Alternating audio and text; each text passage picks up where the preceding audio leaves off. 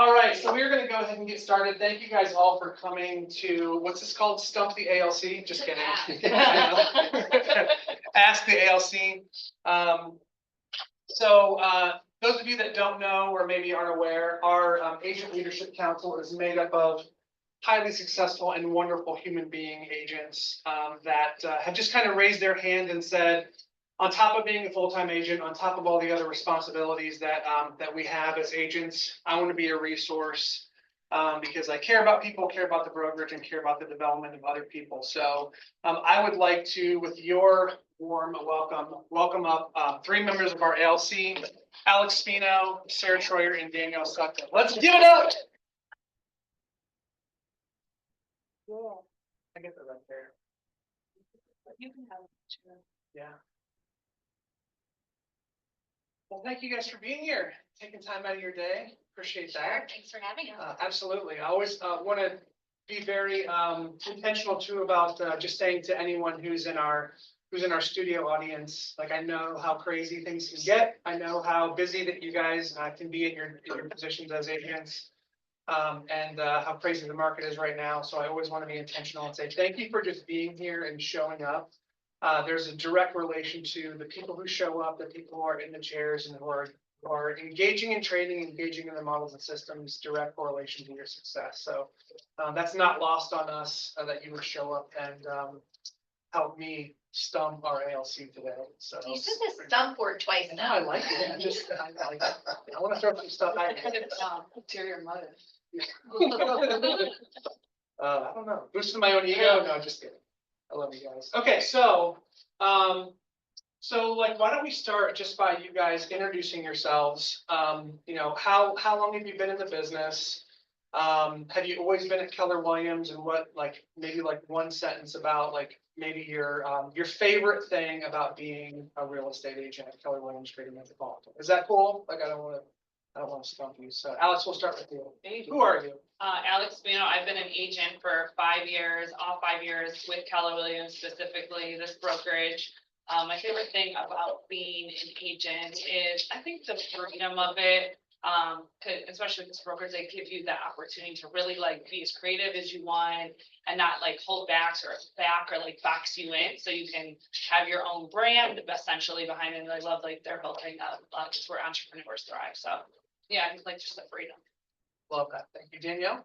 I'm Danielle Sutcliffe. I've been an agent since 2019, so 6 years. I was with Key Realty for my first year, and I've been here for 5. It actually was my anniversary last week. Happy anniversary. Thank you. Yeah. I forgot about that. Matt was supposed to take me out to Granite Shores. The 12th, I think. Mine's That was yesterday. Really? yours was yesterday. Mine was No, the party was yesterday. Oh, it was a party. Let's get real. What was the other stuff? What's your favorite thing about being an agent? Agent in general is the different. Every day's different. Like I'm the kind of person, like, I can't sit still, and like just having something different every day to do and to strive for, and goals to strive for. There's never a ceiling to hit. I feel like when you're in real estate and you're working for yourself. So, but then with this brokerage, my favorite thing is just like the camaraderie of all the agents and how agents literally help other agents. I think that's like the biggest thing. That's how like everyone's been successful in this brokerage. Yeah, love that. Yeah, you never know. Danielle could either be delivering keys to a new homeowner or getting bit in the hand by a bat. Come on. Like, one of those, like, you never know. Sorry. You can ask Danielle about that story later. It's a good one. Yeah. So, Sara. I'm Sara Troyer.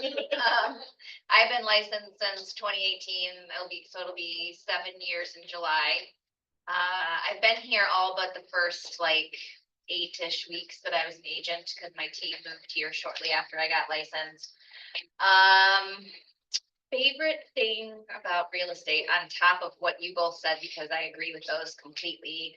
I really like the people. I like the dynamics of people, the sociology kind of it, and the okay, you know, like kind of the how do I need to mold myself to respond so this person responds best to me?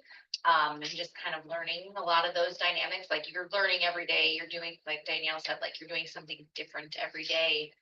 you deal with a lot of fun things and a lot of not fun things, so it's just navigating through all those channels. I Love it. enjoy it. Thank you, love that. So we had a couple questions come in from the Google form. So we're going to start with questions that actually generated from the agents of our brokerage. The first one is, how did you grow your business in the early stages of your career, and what does prospecting look like for you? Like right out the gate. So I'm not going to call on you, Oh, just right? Like, yeah, like let's just free flow this. If you've got something to say, chances are highly likely it's going to be valuable to everyone. So you just go ahead. I'll go. Yeah, go for it. In the beginning, I think how I got successful pretty quick was I just like eat, sleep and breathe real estate. I went to every class I could. I listened to every podcast I could. I listened in on other people's conversations to learn. I asked questions. I think that's the biggest thing. And I talked about it to everyone I know. My first year, I sold one home with Key Realty. I came here, and in my first 6 months, I sold 14. I did almost 4 million in sales in my first 6 months with Keller Williams. And it literally was because I gained the confidence as soon as I came into this. What's the second part? What does prospecting look like for you in your business? Next. I do open houses and things like that now, but now that I've been established, my business is really like old past clients, referrals and things like that. So I don't prospect as much as I probably did in the beginning, but in the beginning, you have to do everything. Like there's literally a pie of things that you can do, and you should do every single thing in the pie. And that Cool, love it. Alex, Sarah, want to weigh in on that? What was the first part? How did you grow your business Okay. when you were a new agent, and what did prospecting? Yeah, so I guess my team leader, Eddie Bolden, and most of you might know him, he said to me once, and it stuck with me, because at first I was like, that sounds stupid, but it was, the harder you work, the luckier you get. And I'm like, that doesn't necessarily mean anything, but he's 100% correct. So what that looks like to me is I just have always tried to stay involved in everything a little bit, whether it's community-based things, whether it's my kids' schools, sports teams, my gym, like, I kind of try and encompass everything that I do every day and weave in that I'm a realtor and have, as many conversations with people about real estate as I can, even if it's just something really simple and minuscule. It keeps the fact that you're an agent fresh in their minds. And I think that also kind of answers the prospecting question too, because that's also a lot of what I do, like Danielle too. A lot of my business now is either repeat customers or referrals, friends and family of clients that I've worked with in the past. So, as far as going out and getting new business, I'm not as good as that as I could and should be, but I've got enough of a ball rolling of, it's like a ball of yarn. The more you roll it, the more you add to it, and the more it's going to come back to you. So my ball is rolling very largely right now, which is great. Love it, good stuff. Yeah, they kind of summed it all up, but I think I was really what you said about being like very engulfed in everything and like going, if you were brand new, like going to all the trainings you can and like eat, breathe, like all the real estate you can, because if you don't know anything about it, the best thing is just to be around people that know it.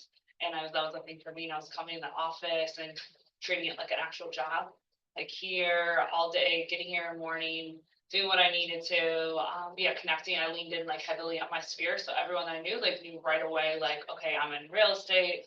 It was definitely a topic. I sent letters to people that I knew. So I'd say leaning in that, on everybody you know, and they always say, like, you don't want to be a secret agent. Yeah, I love it. Thank you. So let's pivot to listing strategy. When you're building, comparative market analysis for someone, you're going in for a listing presentation, what are some of your go-to strategies when you're building a CMA?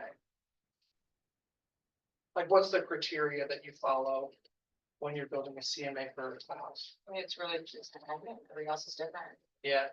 Like I live in Huron, so a lot of my business is out further away from the city, so sometimes it's a little bit trickier for me because there's less comps, so I really have to hone in. But I look at like everything. I look at not only comparables, but I try to figure out through the MLS, like I've learned so much about appraisals and like what appraisers are looking for, and I have connections with appraisers, so sometimes if I'm stumped, I'll even reach out to them and ask them some advice. But before an appointment, I also look at every single social or like site on Google. I put in the address and I get the numbers from every single thing. That's what the consumer is looking at.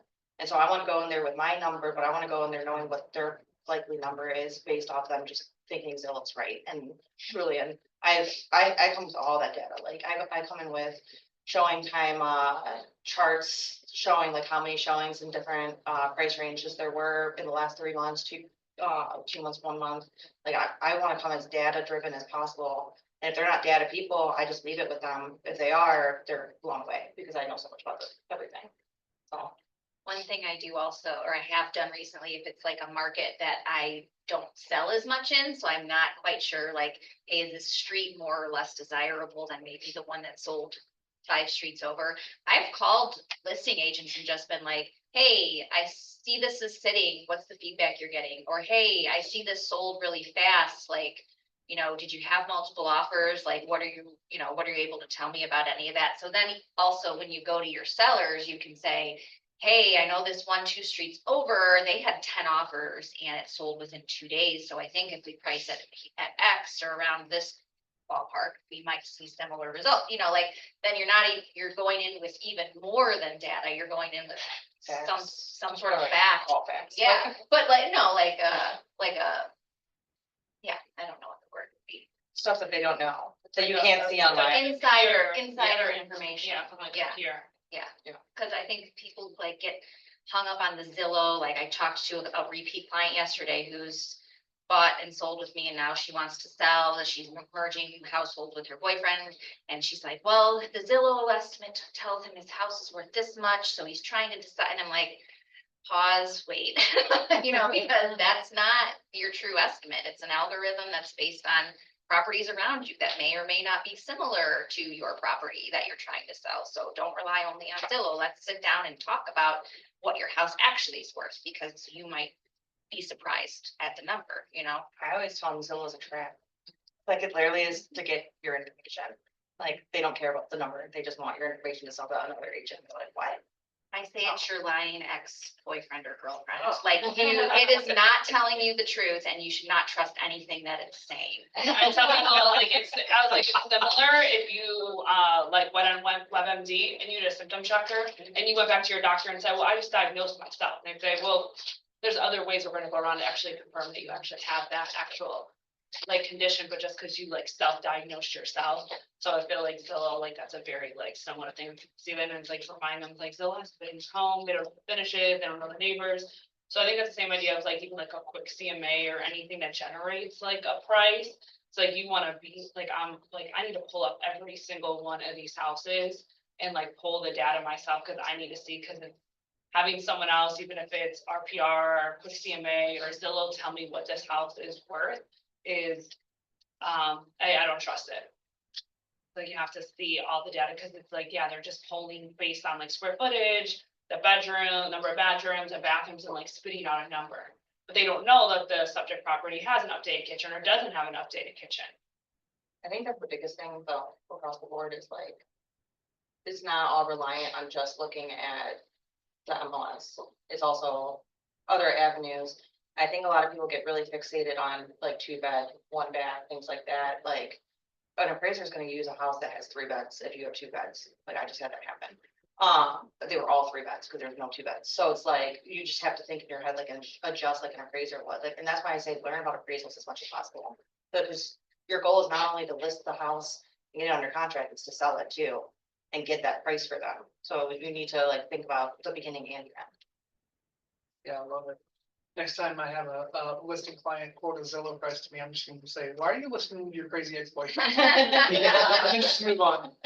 It's the most grounding I'm thing you definitely can gonna- say to somebody. Yeah. They're like, oh, okay. I'm definitely still, Fair. I'm definitely still on that. Thank you for that. Love it. So I love this question. What does an average day in the life look like for you? There's no average. I was gonna Nothing's say, what is average. there? You can interpret that however you want. Like, what are the things you are An doing? ideal day? Yeah, like what's an ideal day, a balanced day looks like for you? Balance. I think like Lee, Jenny, or, doing what you need to in the morning, ideally is that having your mornings more freed up and like keeping the afternoons and the second part of the day to appointments ideally. So keeping inspections or showings to the end of the day. And being able to like keep your mornings free to generate business, to follow up business, to answer your phone, do your emails, and like leave the second part for, appointments, but that's not always the case. But I would say ideally that's how, and that's why I try to like keep my day a little bit with some boundaries around that. But obviously, we only have so much control, so that's with our clients on and availability. But yeah, it's ideally that's how I like to structure it. I'm a bad example, so I'm not gonna talk about my average day. But, an ideal day for any agent, especially an agent starting off, is you need to time block, and it's a proven fact. You can't recreate the wheel. You need to prospect in the morning, because it's gonna get away from you if you say, I'm gonna do it at 5 p.m. You're not gonna do it at 5 p.m. Something's gonna come up, a showing's gonna come up. Every day, prospect from 9 to 12. Put that in your calendar and focus on doing everything else after. You don't have to write an offer during 9 to 12. You don't have to do it, like, nothing's gonna, unless there's obviously a deadline at 12, and maybe you do, but like, nothing's gonna end if you sit and do it like from 9 to 12. Have a plan.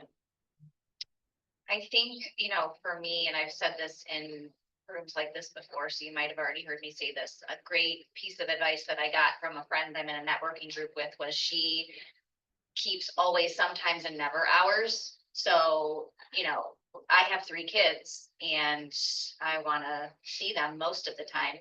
So I say, these are my always hours. These are my sometimes, like if I have to do a showing, if I have to respond, if I have to take calls, sometimes hours, and these are the hours I'm not available. So unless there's an emergency, which there really is never a real estate emergency, unless it's a house on fire, then you call 911.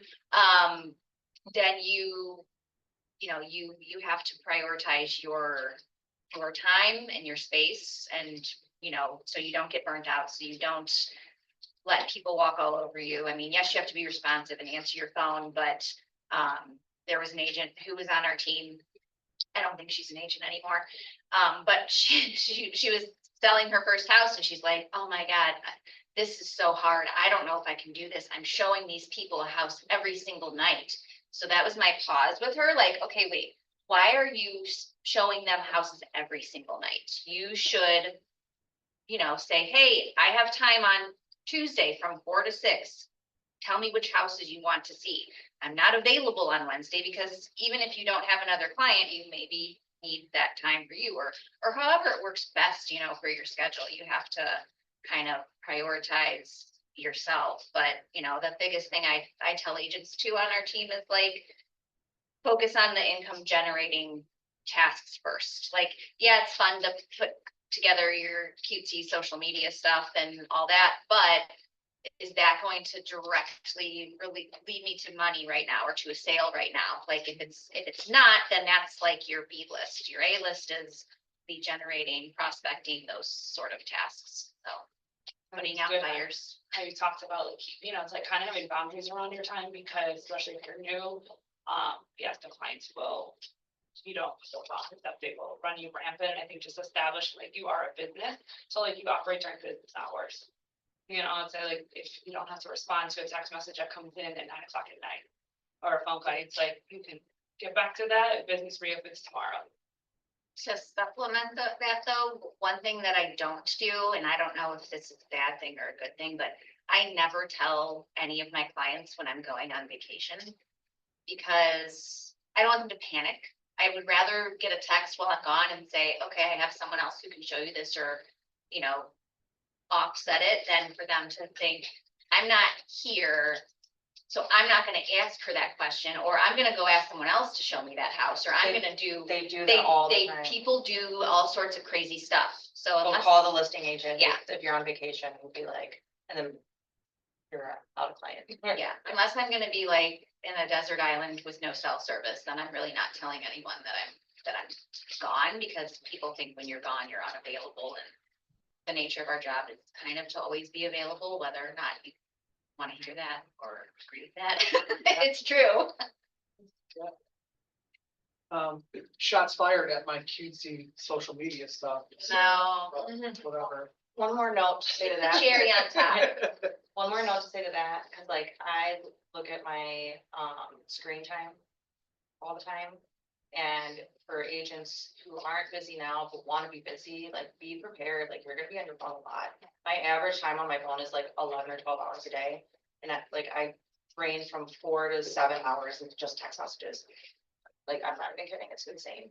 But like, it's me constantly keeping up with like my clients, my past clients, like everything. I have to. Yeah. I wish I had a limousine.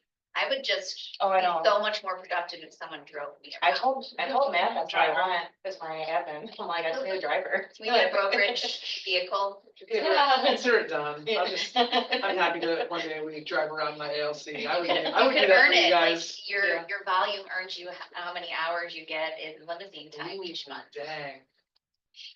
I'm interested. All in favor? So that's a great segue to my next question.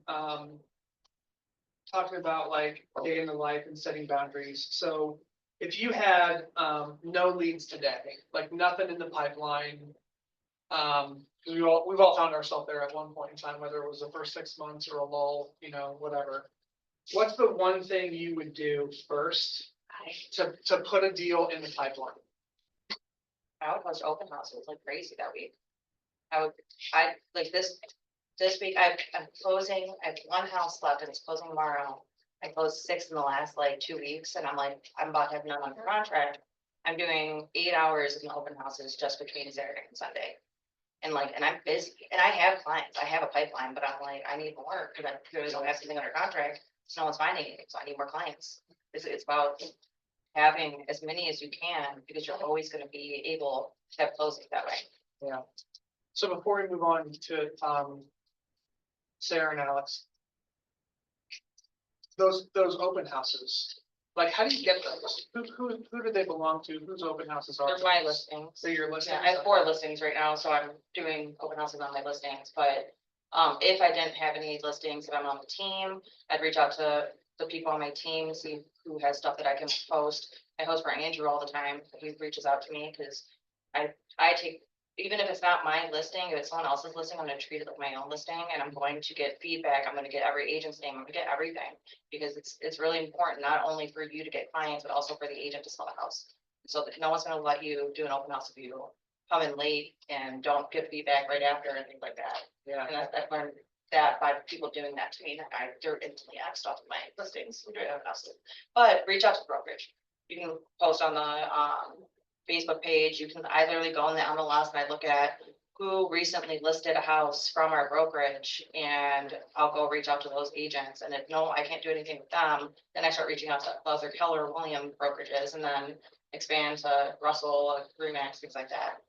Danielle is like an open house rock star. She hosted an open house at one of my listings this spring and got a signed buyer from it. So when they sell, they'll use her, they'll use her to sell, they'll use her to buy. And she said somebody walked in and like she remembered seeing them at another open house at That I did for Andrew. at some point in time. I was like, oh, I And they remember you. were impressed, and I was like, I don't know if I would remember somebody, but like she's just. I'm like, you're an insurance agent, right? And it was literally like 8 months difference. And he's like, yeah. I'm like, yeah, I remember you. But those sort of things like leave impressions on people, sometimes you get business from like the weirdest situations and strange places. I did an open house for Andrew in whatchamacallit, in Vermillion, because he didn't want buyers out that way, and I'm listing a $4.5 million listing tomorrow from that open house, from meeting somebody at that open house and keeping in contact. And I have 2 of their townhomes up right now too. It's 5.5 million sales from one open house. Sorry to get through. You offered it to me, I told you keep it. Yeah. I love it. Thank you for that. Because like there's always talk and murmurings of, quote unquote, open houses don't work. They don't work because you're not making them work. Yeah. If you don't work them like the way they should be worked. It's all about quantity. I had so many where I sit there and I do nothing. Or I shouldn't say I do nothing, I prospect and I like reach out to people, but like, I'm just gonna do another one, because even if it's 1 out of 10, you get something out of it. And if you're not a phone person like me, I'd rather be in front of people, because I remember people's faces. really What well. do you do? I'm asking questions. What do you There's no do rules in against the scenario where you have a buyer who signs in, but they say they're working with an agent? Do you follow up with them still? How do you follow up with them still? I do, because I've gotten a lot of clients that have agents that came into my open houses, but it's solely because, they write it down. There's so many agents I've heard that say, oh, they have an agent, so I can keep talking to them. I'm like, why? I had like an hour-long conversation with someone who had an agent, and at the end she goes, I'm firing my agent, I'm firing you. I learned so much more from you than I've from her in like 6 months. And like, it was just by me asking questions and like us having good banter and things like that. Yeah. That's happened to me like 5 or 10 times in my career, I'd say. I always ask clients why, once they're signed, why did it not work out with your last agent? Or, what did they do that was a conflict or you didn't like or whatever? And 100% of the time, it's always communication. Communication is always what they say. Like, just didn't feel like they were communicating with me well enough, and that's powerful, I know you're not here. I know you're not here to listen to me. You're here to listen to them. But I do have a nugget. I was listening to a podcast 2 years ago around open houses and success with finding buyers. And the thing that stuck with me is, like, I think we're so quick to ask, "Are you working with an agent?" I don't ever Right? ask Like, that. "Are you working with an agent?" Like that. That's what I was doing. Like at my open houses, I would ask, "Are you working with an agent?" Don't ask that question. I asked, has anyone taken the time to sit down with you to walk through what the home buying process looks like, specifically in this market? And even if they have an agent, what are the chances that their agent has taken the time to actually do that? And I went from getting 0 buyers at open houses to just getting like. Yeah, five. I don't even ask that kind of stuff. They come in, I have a feedback sheet that I use, that I have a clipboard, and I give it to them. I say, hey, as you're walking around, can you fill this out for the seller? It has a line on there that says, do you have an agent? What's your agent's name? Things like that, but it has questions like, how did you hear about this open house? What do you think of the kitchen? Those types of things, because then I'm for sure able to give an agent feedback that they can use to show their client, because it's really important for them too. But I don't have to ask that question. The question I always ask is, so like once they start looking around, I say, so how long have you been looking? And that always like gives me an idea. Like if they're like a year or 2 years, I'm like, oh wow, 2 years. If they say, oh, this is actually our first house that we've seen, I'm like, oh, ding, ding, ding. This is someone who doesn't have an agent. Like that right there tells you everything you need to know is how long they've been looking. Yeah, I'll ask them too and say, have you put any offers in yet? And that gives you indication too, like obviously they have an agent, they've written offers, if they're like, yeah, we have, so it's like. And you're like, wow, it's had most Yeah. I've ever done is 4. What's going Yeah, on? so that gives you an idea right there. They say, no, we haven't, then you're like, okay, so you may not it kind of feels out to where they're at in the process. Without like being like, oh, you have an agent, but yes, how long have you been looking, and have you gone through any offers? And you're like building rapport as far as what they've dealt with in this market. So if they put offers in, it's like, okay, so you know what this market's like, you've been through, and they're like, yeah, we have it. Yeah. Perfect. So we went down a little open house rabbit hole that I loved. Did you have a question or something you were gonna say at one point? Oh, yeah, I was just thinking that, when you are discussing, you have an agent. I thought maybe there is a thin line between that question and what we call predatory prospecting, like taking Taking clients from client other from someone people. else? Yeah, Well, you're at an open house. so is there, If they say anything, just be like, I'm asking for the list agent, because they're gonna want to reach out to your agent. I think you just have to Yeah. find a way to do it that's a non-pressure, like, hey, if you make yourself memorable to them in some way, that may make them reconsider who they want representing them. You're not Oh, yeah. saying, you Hire should fire your agent and hire me because I'm better, you're not like being aggressive or being, you know, I've never unethical. asked somebody that, like, they literally said to me, like, I don't wanna work with my agent anymore because I like you so much. I've never, and I never started that, I was just me, that's it.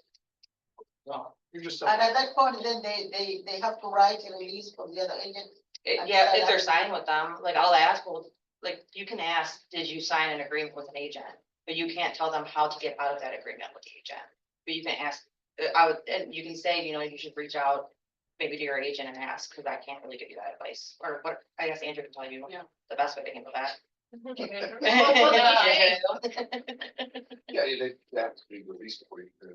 Can you tell them that, or say, if they ask like, hey, how do I get out of this, can I say you have to like get a release from, with your agent?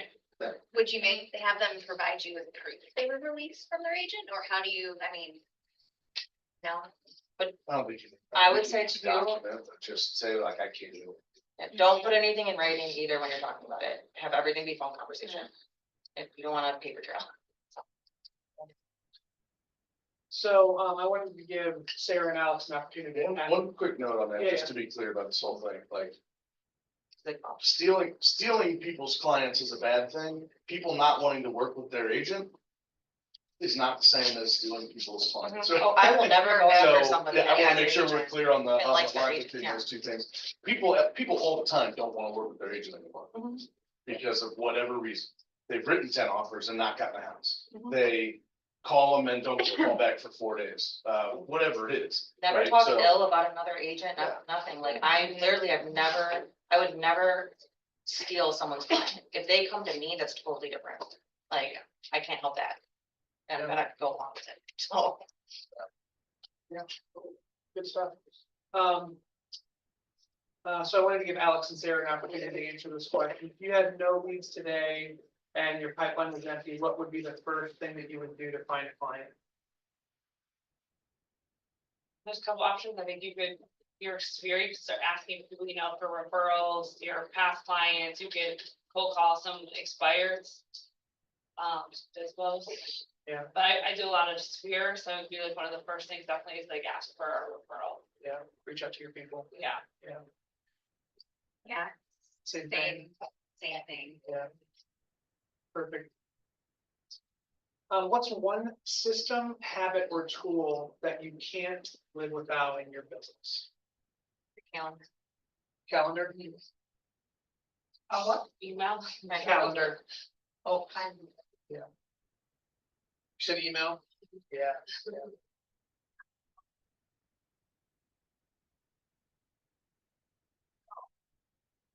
Phone. Well, yeah, I mean, I'm That's trying to all think of something encompassing, other yeah. than a technological, yes, the remarkable, I live by that now, I don't really like. No, You talked me into getting mine, Sarah, so thank you for that. but, yeah, I guess we'll go with all those tech things. Yeah. It's a favorite. I have like 8 notebooks. Yeah. I still like my notebooks. What's, I love this question. What's a mistake that you made early in your career that taught you something really important? So then. Wait, say that again? Yeah, what's a mistake that you feel you made early in your career that taught you something really important? I love people. Go ahead. Bouncing off what she said earlier, for the first 2 or 3 years of my career, I had no life. I dedicated all my life to real estate. I would answer people until 11, 12 at night. I never set boundaries, anything. And I burnt myself out so many times from that. And in the past 6 to 12 months, because I've been working with a coach, I've completely changed that and I am so much happier and I'm doing 10 times more business. I shouldn't say 10 times, 2 times more business but I have more free time because of the fact that I changed my mindset to it's never gonna blow up. Nothing's ever gonna big happen if you don't answer like within the first 30 minutes, or you don't answer it late at night, or you don't write that offer within like 30 seconds of you guys leaving the house. Like you have time, you have to appreciate your own personal time and your own personal life, because you don't want to let that get away from you. It can affect relationships and everything. That's not, and your mental health, for sure. So My answer is very different from that. I agree with that, but one thing that I learned that I feel like I've still been burned by it, even though I know it now, is how funny people can be about things. Things that stay, things that go when you're selling a house, things that people think are included but aren't included. So now I just kind of ask everything. Is the TV mount staying? How about the TV attached to it? Is that shelf on the wall staying? How about this? Like everything that people like get very sentimental about stuff, even when you sit in their house and you say, is there anything here that you would want to take that, you know, somebody would think is gonna stay? A basketball hoop that's in the ground, Yes, I mean, I've had a giant so shed. many situations like that, that I just try and cover every base of things and, you know, just to be protected. I had one of my early sales where sellers took the curtains from the dining room and the box says window treatments. So I said to the buyer's agent, I was like, hey, the sellers took the curtains. I'm really sorry. Like, I think they thought like the blinds were the window treatments, not the curtains, but the rods are still there. And, you know, I'm happy to give your client a gift card to replace them for Target or something. And he was like, no, those curtains need to come back. And I'm like, they were probably like $40 Walmart panels or something like insane. So then I'm calling my clients and saying, I'm really sorry, but you have to take the curtains back. I'll buy you some curtains. Like, you know, I don't want to be having these conversations with people about curtains or TV mounts or shelves. My brother-in-law was like giving me a hard time about some shelves that they bought on Etsy. And like, then take the shelves down. You should take them down. Like, so they left the shelves. I'm like, hey, listen, it's more of a hassle than it's worth. Please just leave the shelves. And he listened to me, but it's a lot of nonsense stuff that you deal with, and don't really remember what the actual question was, but like dealing with nonsense never ceases to amaze me, and you learn something from every nonsense Ask conversation. questions, basically. Ask more. Ask all the questions, even if you think they're like unimportant, because you want everyone to be on the same page with the things. Things are really important. Ironically, my answer encompasses both those. I was gonna say, a lesson I learned, it was my first listing and I didn't have a time boundary, so we're arguing about nightstands at 11 o'clock at night because the listing, they were including furniture, but there was that list of items that weren't included, and when the buyer got that list, they thought that the seller was trying to come up over them, and because not everything. There was like a few items that the buyer said, these items aren't included, and some of them included nightstands and a couple odds and ends things, and my seller said, well, those are my girlfriend's, so she doesn't want those to stay. And then the buyer was expecting the place to be furnished because the seller said they were leaving all the furniture. And yeah, it was my first listing, and it was like at 11 o'clock at night. It was something that was like, yep, emotions were high at that time. There's just not a good time to, and the whole deal literally fell apart over it. The buyers walked away and yeah, learned to like something like that. Like, let's regroup the next day on this. Like everyone like get some sleep on this. Take a breath. Yeah, exactly. Like sleep on it, and yeah, we're arguing about pieces of front. I mean, now knowing where I would say, and they're probably like, I think they were like IKEA nightstand or something like that. So like, we can all the places they go, and I'm like, Yeah. or like, Did your girlfriend even want it? yeah, or it's like, you know, let her know the severity. You're getting ready to lose this whole Yeah. deal of your condo for $250,000 Yeah. over maybe $200 nightstands. Yeah. Like, and like, yeah, so ironically, a little bit of both. Well, I have a question on that, like, were your emotions high during that? Well, it was my first listing. I'd probably been licensed, you know, a couple of months, and I'm like, I don't know what to do in this type. Sometimes in that sense, when your emotions are high, and that's, I guess, a whole other lesson is, you need to be emotionless, because Yeah. your job is to let them be emotional, and you be the intermediary that doesn't relay that each other are emotional. The moment that both of them know that they're upset, all hell breaks loose. And that happens. Yeah. But if you're just like to the seller, whatever it was, you know what, like, I'll just buy you new ones. I'll tell them, that they can keep them. Bing, bang, boom, you're in bed. Yeah. It would have been, It but was- it's about learning.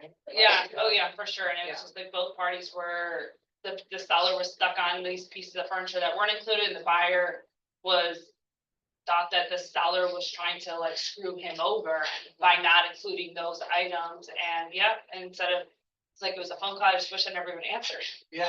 I told the agent, or if even I answered, I told the agent, she called me like concerned about what was going on, like trying to walk her client off the ledge.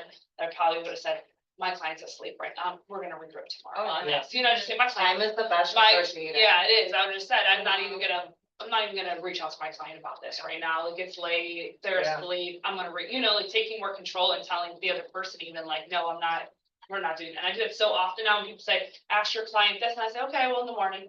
Yeah. Like, I'm not even gonna bother my client, because I understand people, I'm trying to respect my clients' time too. Like, they most likely have family, they have children, they're trying to unwind, they're trying to have dinner, and I know like those are nothing good ever happens usually in those hours. And then, like, I would tell the client, my other agent, I'll talk to my client tomorrow on that, but thank you. I love that. Nothing good ever happens after 9 o'clock in a real estate transaction. No, Never fine. yeah. So Yes. through all of your, and I appreciate all three of your answers, one kind of recurring theme as I was listening to you was the idea of setting expectations with your clients. Like, is there a certain time during a relationship with a client that you like lay the groundwork and set expectations? If you do a buyer consultation, or like, what does that look like? The first initial meeting. Your first initial meeting is either the listing appointment or it needs to be a buyer consult, because you need to explain your value in both senses. A buyer, you shouldn't be showing buyers without sitting down and meeting with them first. And that's when you get your agreement signed. That's what you show the value. I have spent, the buyers, that's the easy answer, you sit down, you meet with them, you talk about everything, and then I will leave the buyer's agreement with them, and I'll say, when you guys take this and look at it, and if you feel comfortable with everything we've talked about here today, let me know, and I'll send you a digital copy to sign, and that's yours to keep, and blah, blah, blah. That's kind of my language. For listings, I can do it one of two ways. I guess it depends on your client. So sometimes I just go out and we're just initially talking about what we're gonna do, the plans, the process, and I think based on sometimes the demographic, age group that you're dealing with, or, other specifics, they might be too overwhelmed for some things. So you just kind of have to gauge, like, what should I talk about right now that's most important, and what should I circle back with and talk to them about in more specific detail, because I can tell they're getting overwhelmed, or I can tell that this is a lot of information for them, and I don't want to ram information down their throat, but I want to be comprehensive. So it's a lot of, I think I said something at the beginning about like learning how to deal with and communicate with different types of people, because everyone can handle different levels differently of things. And you gotta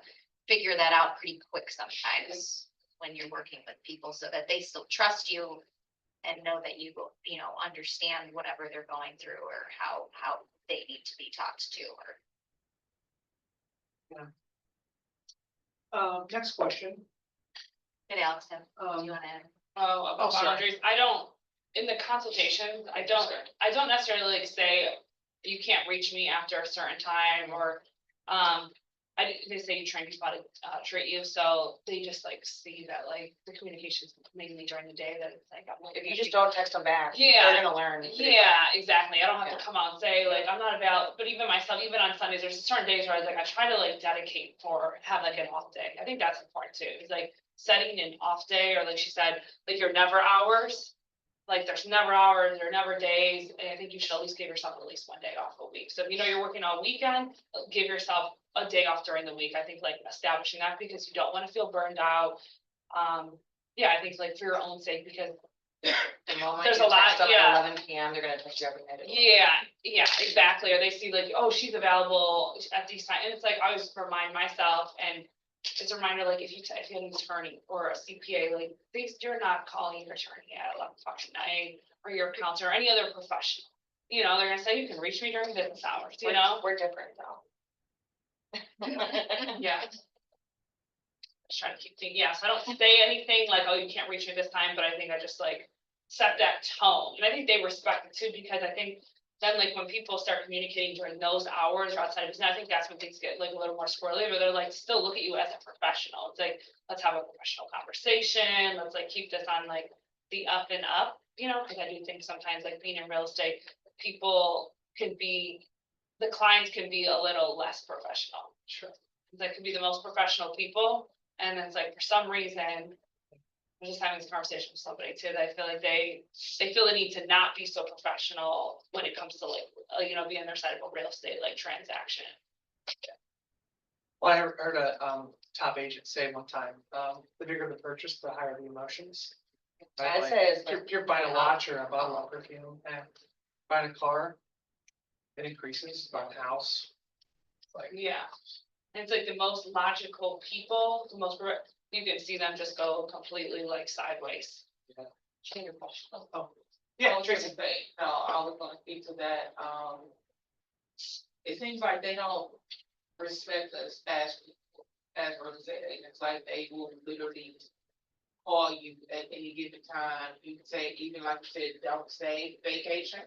I've done that in the past, and it seems like when I say I'm going on vacation, they call me the most. They don't, nobody even really cares, to be Yeah. honest, if you're going on vacation. No. They will still call you if they need Oh, you, yeah. so I it had an doesn't even matter. I had an assistant the one time I went on vacation. I started a group chat with every single client with my, I shouldn't say an assistant, with someone who's gonna help me while I was gone. I was like, reach out to him, and then like, if he needs to reach out to me, like, then we'll talk. Every single buyer called me and texted me about seeing houses, even though I set all that up, and I'm just like, it's because they trust you. It's like, and it's hard. And so like, of course I'm gonna answer because they trust me and they don't know who Jared is. And so. Well, this next question, what's your, excuse me, how do you consistently stay top of mind with your sphere of influence? And always talk to them, social media, So when you say, I always talk to them, like specifically, like, Remember their birthdays, do you have, stuff like that. yeah, do you have like a system in place to talk to them to make sure you're hitting everybody in your sphere? I use my social media a lot, Instagram, Facebook. I have a lot of like people I know that follow it and watch my stories. I'm constantly posting my stories about my life and like what I'm doing every day. Like, and it's not like me going, oh, this is what I'm doing every day. It's like, if I see a cute bird in my backyard, I take a picture of it and then put it on my story. But like, so that always keeps it top of mind. And then just like when I'm out, like, I just talk to everybody. I don't know, I'm just a social person in person. And like, and that helps. But I do, when I remember things, I'll reach out and I have a database that I put notes in and things like that. And that, I think that's really important for someone who can't remember things, like stupid things, like if you're an insurance agent like me. If you put notes after every open house or after every conversation you have, things like that, you're always gonna be able to remember it. So, and then you'll set tasks, like, hey, I should reach out to this person in a week, because they told me in a week they're going to blah, blah, blah, and I should just check in and say, like, how'd it go? I think too, just being aware of what people in your sphere do and maybe what their businesses are. Because one thing I like to do a lot is reach out to, when I'm reaching out to people, is ask them, how can I support your business? Like, is there a new product you have coming out, a sale you have coming up, or whatever their business is. I think when it's impactful, when you ask people how you can support them, then in turn, they want to support you in some ways. I also somehow, I don't even really know how I got in this arena, but like many people will text me and ask me like, do you know anyone who does flooring? Do you know a handyman? Do you know anyone who paints? Who do you recommend for a plumber? And I think when you like can put out a persona that you're knowledgeable about a lot of things, people like relying on your opinion, I think is the biggest like green flag of all. Like people come to you because they trust you, and then those are the people you're going to lean into and help and do things for and support and give resources to, because then those are the people who in turn are going to remember that you're a realtor and try and put your name out there too. I literally just had a past client from 2 years ago message me. I think it was on, were you the one that listed the one in Elyria that my client bought? No, it wasn't. Anyway, she messaged me, she goes, Danielle, there's water in my basement, what do I do? And this is 2 years after, like I get those texts all the time. And, like, last week I had another client go, it's raining under my shower, what's happening? I'm like, I don't know. There are 3 plumbers. Yeah. I'm sorry, good Use luck. your shower. Yeah, exactly. Yeah, social media is huge, I think, for staying in front, they can't misuse, they're seeing all that, everything, the work you're doing, the life that you're living, staying in front of them, messaging them on there, your friends, family, I have, cards.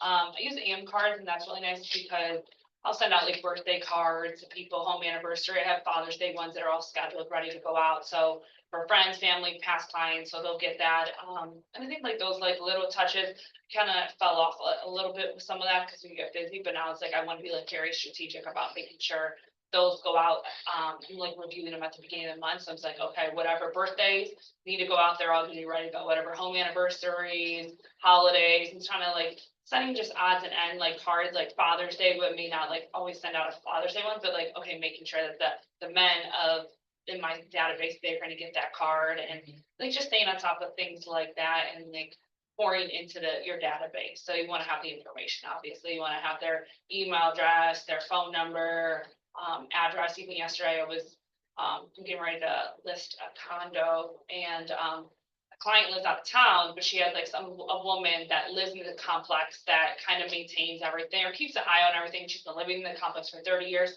When I talked to the woman on the phone, I got her email address and I got her address, and I'm gonna put her, just anyone I get now, I'm like, put them on a smart plan.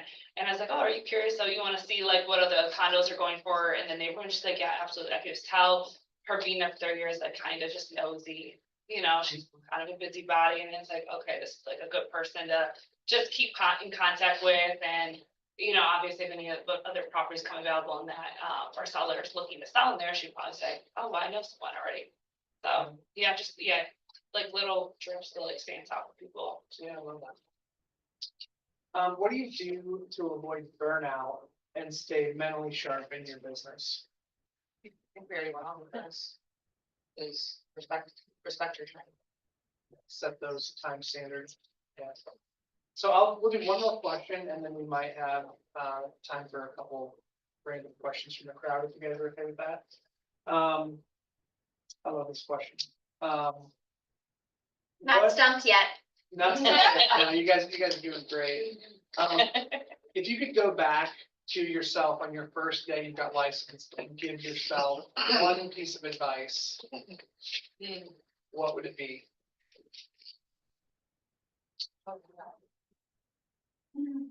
Don't overcomplicate this. Oh, Don't overcomplicate this. Like, this is a lot easier than you're making it out to be in your head. Don't overcome, what did you say the word was? What was that? Don't overcome? Don't overcomplicate it. Don't make it more difficult Overcomplicate. in your mind than this all actually is. I mean, there's no question it's hard and it's a lot to know, but you can Go do it. for it. You can do this and you'll be fine. Like, I made it a lot of in my head stuff. I would say, to somebody or to myself, if I'm brand new, is to listen to those that are successful around you. There's proven strategies that work. And if they're telling you that those proven strategies work, you need to do that. And like, it always goes back to, you can't recreate the wheel. We've been in this has been an industry forever. There's proven systems that you should follow. And so when we talk here today, during like the classes as a new agent, like when you join the brokerage, follow what they're telling you. Like, you need to know all those things and follow them and prospect. So I would say get organized as soon as possible. Cause I think like when you're just starting out and you don't have much going on, you're like, don't feel the need to get as organized or have any systems in place, cause you're like, I can remember what's going on. I'd say the moment you get those systems in place and be organized, that's how you're gonna be able to scale and like keep your sanity and not feel like you're struggling to keep up or burning out, 'cause you can't remember what's going on and where you are. Like, the moment you get in that room of creating a system and being organized, I think that's a huge thing. I think one more thing, Yeah. kind of to piggyback off what Danielle was saying, is other realtors are not your competition. Like, you need to look at this as you might not ever work with your client again, but you're bound, if you're successful, to work with another agent again. And you can learn from them and grow from them, and your relationships you make with them, whether they're in your brokerage or any other brokerage, it's important to have a good reputation for yourself amongst other agents. I think I thought like, everyone's my competition for a little bit, you know, like, because you just want to get business, but There's a lot of houses out there's, there. yeah, a there's, lot. yeah. And Way too many reputation houses. matters, for Yeah. sure. Absolutely. You should put that on the t-shirt. Which part? Other realtors are not my competition. Because I don't think that we see it that, a lot of agents don't see it that way, Mhm. especially outside of this brokerage. Mhm. It's- Yep. It's hard. It's different when it's outside the Yeah, brokerage. like, why are you so mean? Why Yeah. are you- I experienced that, yeah. Specific brokerage, that's thinking. There's a that mean. Yeah. I think when I started too, it seemed like a lot of the agents I was working with were, no offense to any men in this room, were like older men who'd been doing real estate for 40 years or something like that. And now I feel like it's a little bit more of a turnover and diverse. And I felt like I was like always trying to convince these men that I'm a young woman and I know what I'm doing. But I feel like I've worked with more diverse agents as time has gone on. I don't know if you guys felt like that necessarily when you started, but you know, we're all in the same kind of time frame. But I felt like, man, why does this guy hate me? Why does this guy like That's just how think I just don't know what they I'm learned doing? sales that way 40 years ago, unfortunately, they're stuck in that. Yeah, That I always, like, my favorite thing is the win-win. I think that that's like the most important thing that we follow in this brokerage. Because I'm a firm believer in that, because you're never gonna get to your end goal if you both aren't trying to get there together. And you always like, just be that bigger person.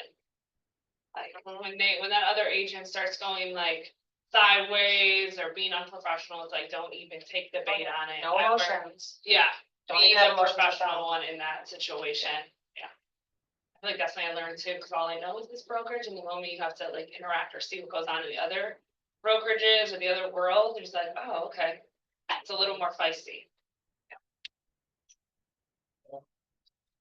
Does anybody out there have just a burning question that they've been waiting, Tracy? What CRM do you guys use? What was that? What CRM do you use? I use command.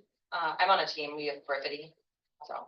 I am the worst person to ask this question because I don't leverage one the way that I should. I use my brain too That's much. Do you guys use a command now? to We build it? do. Okay. I don't maintain my own commands. Okay. My admin does, and I really should do it. That's always the thing that I say, I'm gonna get better at it, but then I'm triaging every aspect of life all the time, so I Yeah, don't get better at it. start sooner. I know. That goes back to the question that you asked of like what you would tell yourself. That I think honestly, I would erase my answer and I would tell myself, you need to start with your CRM and be like really, really focused on building a habit, because I did not build a habit the first 3 or 4 years of real estate. Now I'm so busy and I have so many past clients and things like that. And if I would have had the system of every day for a half hour updating my CRM, I think I would be selling a lot more houses now, more than I already am. And I'd have a structure. And so I think that's like number one, is to create that habit. Like I hate that I don't do that. And if you, I think all of us. Listen to are. her. yeah, I said, I think I being organized, having a system, and it's like, you gotta think about if you took a sales job at any other company, you would be living in that CRM. You would like be coming into work every day and past jobs, sales jobs. You would be living out that CRM. That's all you'd be doing every day. Like, that's how you'd be managing it. So it's like, put yourself in that and say like, treat yourself like an employee. Say like, this is what I need to be working in this system, you know? But I get it. So when you first started, you got some of your things going, so you're distracted, and it's like, CRM. getting is it, number and one. I've been like better about that. It's like taking 5 years, but like anybody that I meet, like a contractor, and I'm like, let me just put them in here. I'll tag them as a contract. I want to use that as my tool to like search for people, agents, contractors, clients. And I was like, it's all right there. It's always been, but it's like the idea of using it. Cause then it's like, if you feed it, but you also have to use it. Like you can put all your contacts in there and then what? So It's not a Rolodex. It's literally like your job. it's Your job. it's a living thing. Yeah.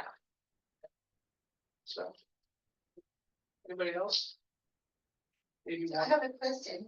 maybe one more question. What do you got? What do you got, Caroline? I'm sorry. What is success in real estate?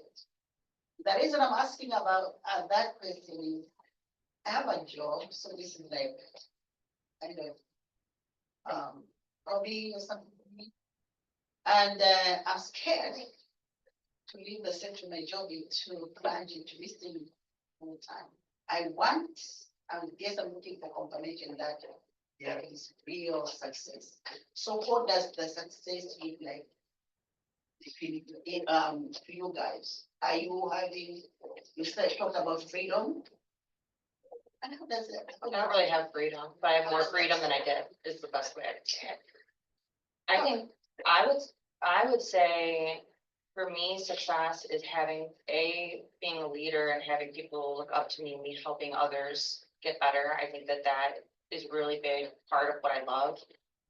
Success is having clients a slew of clients that come to me and trust me, and just people that trust me, but then it's also financial freedom. I mean, like I had the same thing. I was working 2 jobs in the beginning, and it took a lot for me to finally leave. It took me, I think, 2 years to finally leave the bar and be full-time. And it was so relieving, I think, and it really made me jump into even more, because I'm now full-time and I'm selling even more houses. Since I've been a realtor, I was able to buy 1 house, and then next my dream house and a really nice car. And he has money, but it's like, I would never have been able to do that with my other job. And it helps. I think the best thing with being a realtor, I'm going through now something with my dream house, that's gonna cost me a lot of money. But the good thing is I'm a realtor, and I can just go out there and I can do 4 open houses this weekend and hopefully get 1 or 2 deals to help me pay for something that was unexpected. And that's what everybody here has, is they have that, the chance to continue to make as much money as they want. It's about what you put into it. I think you just have to answer that for yourself, like Mhm. success is, is it a dollar amount for you? Is it a level of independence from your primary job? Like it's gonna be a different answer for everybody, but like Danielle, I also had another job when I started real estate.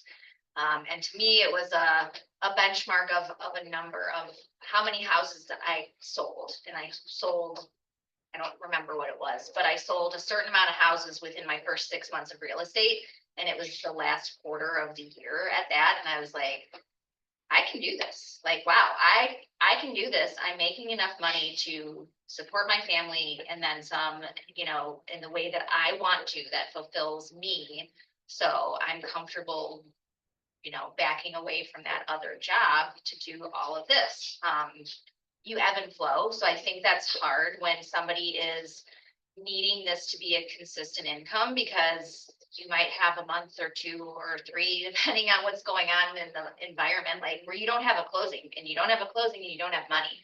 So it's about, figuring out how to financially balance yourself. Save money for those bad times. Yeah, That was a big mistake that I'm sure all of us have made, where we spent all of our money and all of a sudden the whole shift changed, 3 years ago, and all of us are like, shit, we have no money. And I rack up credit card bills, but it's like, just planning for taking a step away. But I think also, I see a lot of people when they get full-time into real estate, they don't, when they don't have closings, they panic, and people can see that on you.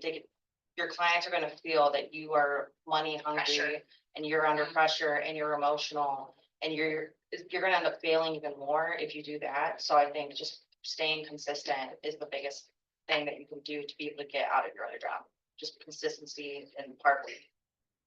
Yeah, only you're gonna be able to define that success, but I think there's nothing wrong with like staying at your current job and having an income while you're still getting your bearings with real estate. Like she said, she was for 2 years. I had a job when I started real estate. We all had, I think that's not uncommon that most people are working somewhere else at the time they start real estate, because it's not you get a paycheck right away.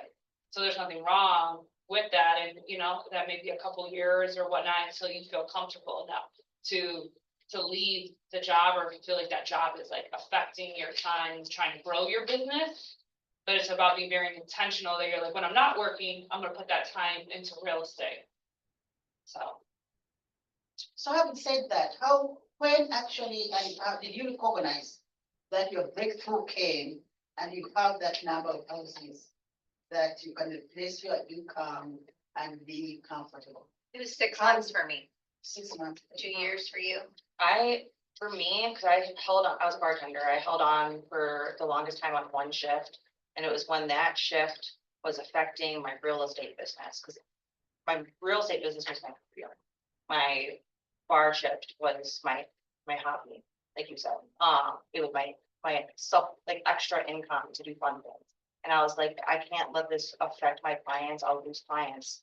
I need to get rid of this and I need to focus on a whole other thing. When you probably got to a point where you looked at it as saying like, these X amount of shifts a week I'm working, if I sold one extra house a month, it would Cover counteract all it. 4 of So those what shifts. am I doing? Like, your time, you're Mhm. leveraging, like, People are You afraid know? of change. I think that's the biggest thing is, like, don't be afraid of change. You'll know. When you have enough, you'll know, but make sure that you have the savings if you can do it. And be smart about it. Yeah. Want to make sure we respect everybody's time. So before we thank the ALC, I just wanted to remind everyone, the 29th, next Thursday, the culture community is having a launch party and happy hour at Marino's from 4 p.m. to 6 p.m. Would love to see everybody there. If you need to find it, just go to your email and type the word culture and it'll probably one of the top emails that pop up. Wait. What's that? Or yeah, or scan the barcode on the way out the door. And So, let's give a warm, thank you for